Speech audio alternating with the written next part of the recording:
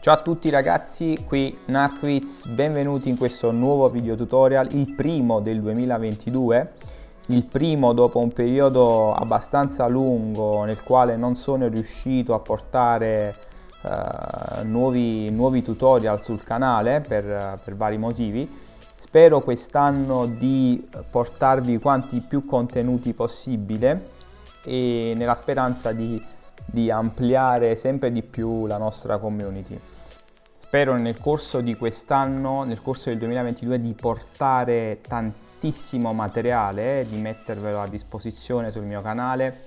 L'obiettivo ambizioso e anche un po' pretenzioso forse è quello di arrivare alla fine dell'anno a circa 10.000 iscritti, siamo circa 2.000 adesso e sarebbe bello ampliare, ingrandire la nostra community e fare in modo che Narkwitz diventi anche una piattaforma di scambio di opinioni e perché no, dove ci si scambia comunque consigli su come modellare cosa, su come risolvere problematiche che incontriamo quotidianamente su Revit. Oggi vi porterò un tema interessante, secondo me molto interessante, che può portarvi grandi risultati in termini di ottimizzazione dei tempi di lavoro in Revit. Sto parlando delle design options, delle varianti di progetto e sarà il contenuto del tutorial di oggi. Prima di iniziare vi chiedo però come sempre di mettere un like al video, non vi costa nulla, un secondo, forse un millisecondo, e di iscrivervi al canale per restare aggiornati su tutti i nuovi contenuti che quest'anno, vi prometto, arriveranno regolarmente. Ok, a questo punto non dovremo fare altro che aprire un nuovo file di progetto, una sezione modelli nuovo, scegliere file di modello architettonico e entrare nella nostra interfaccia di lavoro. A questo punto ragazzi io aprirò un progetto che ho già realizzato e si tratta di una piccolissima living room per mostrarvi le varianti di progetto di cui vi parlavo prima. Eccoci qui, attiviamo, perfetto. Allora, ragazzi, inizio col dirvi che le varianti di progetto sono uno dei comandi che preferisco in Revit di gran lunga perché mi consentono di sviluppare diverse opzioni senza stravolgere comunque quello che è il progetto principale e di averle salvate in una sorta di browser per poi richiamarle ogni volta che voglio mostrarle al cliente, che ogni volta in cui voglio fare diverse prove sulla sistemazione di arredi, piuttosto che sul ridisegno delle facciate, eccetera, eccetera, eccetera. Come sempre ragazzi, più facile a farsi che a dirsi, quindi iniziamo subito. Non dovrete fare altro che recarvi nella scheda Gestisci gruppo varianti di progetto e cliccare su questo simbolo qui. Vi si aprirà questa schermata, varianti di progetto, questa scheda, scusate, in cui dovrete fondamentalmente creare un gruppo varianti, cliccando qui di lato gruppo varianti nuovo. Revit vi creerà subito vedete, un menu a tendina in cui in questo momento abbiamo soltanto la variante 1 primaria, alla quale però non abbiamo assegnato ancora nessun elemento. Andremo a rinominare questa variante 1 sotto la voce variante, rinomina, la chiameremo soluzione 1.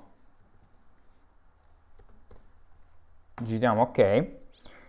Creeremo una seconda variante alla quale corrisponderà una diversa distribuzione in pianta degli arredi.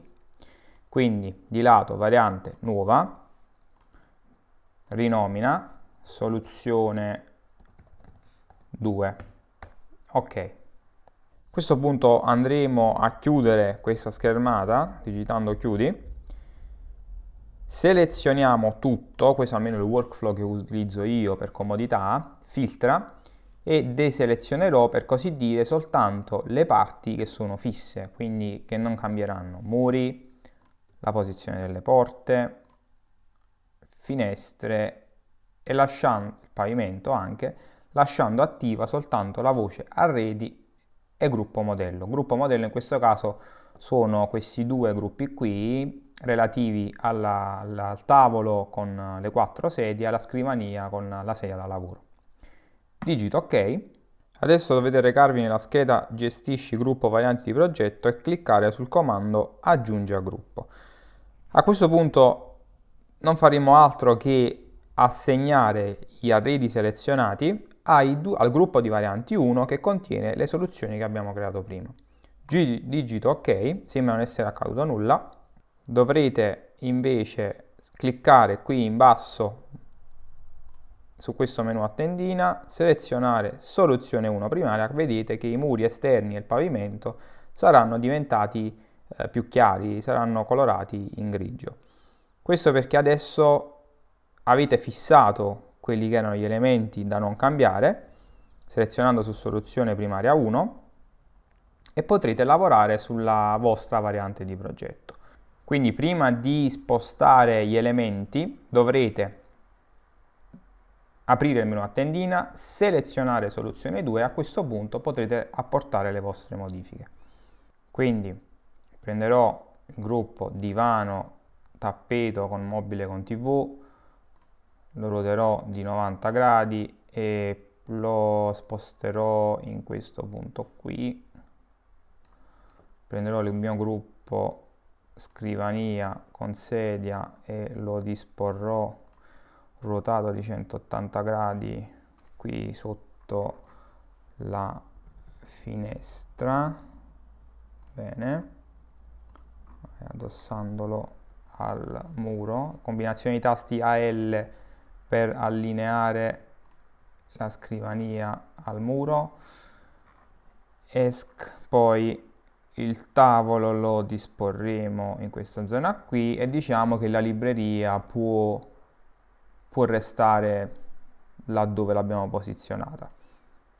A questo punto ragazzi, se ci rechiamo sul menu a tendina e selezioniamo soluzione 1 primaria, vedrete che Revit ci riporterà alla configurazione precedente. Cliccando su modello principale avremo poi la possibilità di modificare anche gli elementi che avevamo fissato e che prima non potevamo modificare. Domanda, ma come faccio ad impostare un modello? Intanto qui c'è una cosa che mi dà tremendamente fastidio. Perfetto. Come faccio a impostare la soluzione 2 nel mio modello principale? Cioè, come faccio affinché Revit capisca che la mia soluzione 2 in effetti è quella definitiva che voglio portare avanti e quindi che voglio impostare all'interno del mio modello principale? Niente di più semplice, aprire di nuovo la scheda varianti di progetto, selezionare soluzione 2 e dire a Revit rendila come primaria. Quindi digitare chiudi e a questo punto la mia soluzione principale, vedete modello principale, corrisponderà alla soluzione 2 che prima era la mia opzione secondaria, quindi la mia variante di progetto. A questo punto ragazzi, chiaramente la scheda varianti di progetto potete aprirla anche qui in basso, nella scheda, in questa barra posta alla fine dello schermo, è la stessa, è uguale. A questo punto potrei anche sbarazzarmi delle opzioni, delle varianti di progetto, cliccando qui sul gruppo varianti 1 e dire a Revit, guarda, accettami la soluzione primaria, che in questo caso è la soluzione 2. Accetta primaria, in questo momento Revit mi chiederà se voglio, cioè mi chiederà un'ulteriore conferma, quindi se cancellare le altre varianti, io dico di sì, accetta primaria, vedete le opzioni, le varianti di progetto verranno eliminate, chiuderò la scheda e quindi avrò soltanto la mia soluzione 2. Cosa diversa sarebbe stata ragazzi se avessi, torno un attimo indietro con la combinazione di tasti CTRL Z, sarebbe stata se avessi selezionato gruppo varianti e avessi detto a Revit di eliminarli, vedete Revit avrebbe eliminato anche gli elementi associati alle due opzioni varianti. Quindi mai selezionare, scusate, torno indietro, CTRL Z, mai cancellare il gruppo di varianti, ma selezionare la selezionare il gruppo varianti e dire a Revit di accettare la soluzione primaria, che in questo caso coincide con la nostra soluzione 2. Benissimo ragazzi, con questo tutorial è tutto, spero vi sia piaciuto, spero possa esservi utile nel workflow di lavoro per mostrare le varianti ai vostri clienti, per mostrare varie opzioni di ridisegno delle facciate, che chiaramente è uno strumento che si adatta benissimo, si presta benissimo ad essere utilizzato nel caso in cui vogliate disegnare o modellare facciate con diverse configurazioni, con disposizioni sempre diverse delle bucature, oppure con diverse varianti, edifici con diverse varianti di tetti di copertura. In questo caso anche per quanto riguarda il design di interni è perfetto se voglio disegnare varie opzioni legate a configurazioni sempre diverse del mio arredo. E niente, colgo l'occasione in questo video tutorial per salutare uno dei miei più cari amici, Giuseppe, che ci segue ogni pomeriggio e si sta spulciando tutti i video tutorial. E niente, gli mando un forte abbraccio ragazzi, spero di risentirci presto con altri contenuti e non ho dimenticato la promessa che vi ho fatto per quanto riguarda la realizzazione di casa Farnsworth di Mies van der Rohe. Realizzerò dei video tutorial in questi giorni, inizierò a modellarla e spero nel giro di un mesetto di postare tutti i passaggi fino alla realizzazione completa di questa famosissima e stupenda architettura. E con oggi è tutto, non dimenticate di mettere il like al video, alla prossima!